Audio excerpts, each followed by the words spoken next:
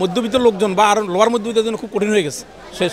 প্রত্যেকটা কাঁচা তরকারির দাম বেড়েছে, কাঁচা মালের প্রত্যেকটা জিনিস দাম বেড়েছে, প্রত্যেকটা জিনিস। তো আমরা এখন কিনলাম এই যে 80 টাকা কিনা 100 টাকা কিনলাম, 2 দিন আগের ঘটনা। কি বলবো কাকে, কি বলবো কাকে বলবো? উপরওয়ালাকে বলবো, আল্লাহকে বলবো। আল্লাহ ছাড়া কিছু নেই বলার, আমাদের জন্য আল্লাহ ছাড়া কেউ নেই। বলেন ওনাকে দাম কমানোর জন্য পারবে উনি? আল্লাহর কাছে বলবো, আল্লাহকেই বলি আলহামদুলিল্লাহ। আল্লাহ আল্লাহ আল্লাহ আল্লাহ ছাড়া আমাদের কেউ নেই ভাই, আলহামদুলিল্লাহ।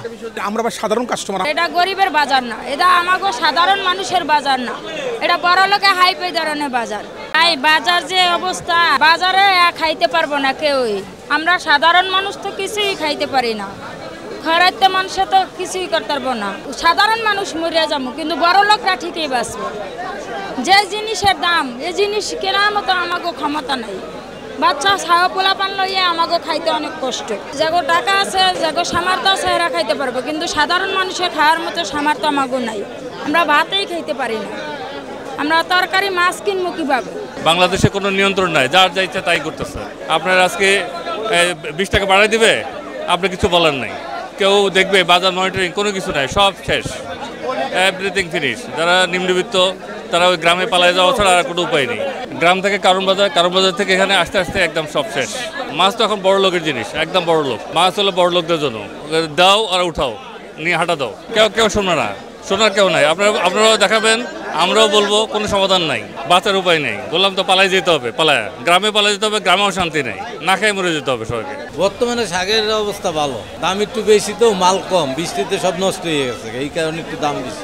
মাল নাই তো, মাল কম, মাল ওই বৃষ্টিতে সব মাইর খেয়ে গেছে, নষ্ট হয়ে শাক, সব জিনিসের দাম একটু বাড়তি। শাকের দাম তো বাড়ে আর কি, ওই সিজনে একটু দাম কমে, ওই বর্ষার সিজনে একটু দাম একটু বাড়ে, মালটা নষ্ট হয়ে যায় তো এই কারণে। পুঁই শাক এখন 30-25 না, পুঁই শাকটা হিসাব আলাদা। এই যে কলমি শাক, লাল শাক একটু দাম বাড়তি, পালং শাক নাই, নষ্ট হয়ে গেছে সবই।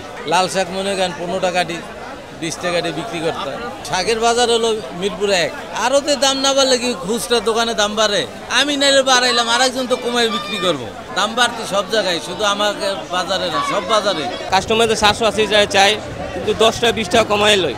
ওই ঈদের সময় যে বেচছি, ঈদের সময় 2 দিন বাকি ছিল 850 বেচছি, এখন আগে কমাই দিছি 780, 760, 50ও বেশি আসতে। মাংসের দাম ঠিক আছে, বাদেই নেই, যা ছিল ওটাই।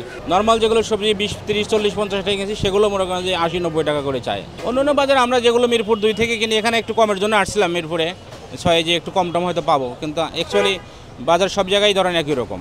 না সমস্যা, আমাদের তো চলতে অসুবিধা। এখন তো আমি চিন্তা করতেছি আগামী বছর পরিবার আমি বাড়িতে পাঠিয়ে দেবো, আর গ্রামের বাড়িতে পাঠিয়ে দেয়, হয়তো এখান থেকে হয়তো তাদেরকে পরিচালনা করবো। শহরে আমি বাচ্চা মণিপুর স্কুলে মেয়েকে পড়াই, সেখানে স্কুল কোচিং সব কিছু মিলে আমি কভার করতে পারি না। এখন তো আমরা তো ভাই উপরের খোঁজ খবর জানি না, আমরা আসি বাজারে কিনতে, শুধু বাজারের খবরটাই আমরা জানি। বেশি দাম হলে বেশি দামে কিনতে হয়, এরকম দামে খাইতে হয়, এগুলো না খেতে চলা যায় না। কষ্ট মনের মধ্যে, আমরা তো আসলে সাধারণ জনগণ, বুঝলেন, আমরা তো কিছু বললেও কোথাও কোনো কাজও হবে না, আর বলার কোথায় জায়গা তাও আমরা জানি না। ঠিক আছে, বাজারঘাট যারা নিয়ন্ত্রণ করে তারা বলতে পারবে, আমরা তো সাধারণ মানুষ। মাছ তো কিনলাম আপনার রুই মাছ, যেগুলো 300-350, আজকে 500 করে কিনলাম। বাচ্চারা এখন খাবে, কিনতে তো হবে, না কিনলে তো হচ্ছে না। পাঙ্গাস মাছ কিনলাম 240 টাকা কেজি। এখন সরকারের কাছে জানানোর আসলে অত বড় হাত তো আমাদের নাই, আর জানালেও কাজ হবে বলে আমার তো মনে হয় না। কারণ আপনাদের মাধ্যমে জানাতে গেলে যে সরকারকে বলেন যে আমরা দেশে কমপক্ষে যেন 1 মুঠ ডাল ভাত খায় টিকতে পারি আর কি।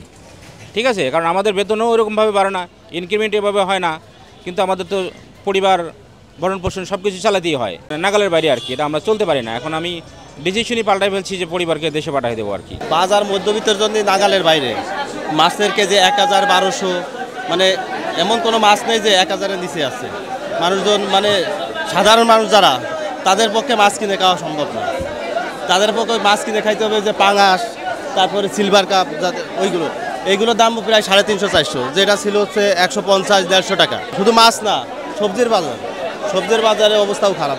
100 টাকা, 60 টাকা, মানে 60-এর নিচে কোনো তরকারি নেই। 120, বৃষ্টির কারণে হয়তো বা দাম বাড়তে পারে, কিন্তু সিন্ডিকেট তো অবশ্যই আছে, তাদের পক্ষে খুবই সম্ভব। তারা যে আলু ভর্তা খাবে, সে আলুর দামই তো 70-80 টাকা, তাহলে মানে তাদের পক্ষে আসলে বাইসে থাকায় অনেক কষ্ট।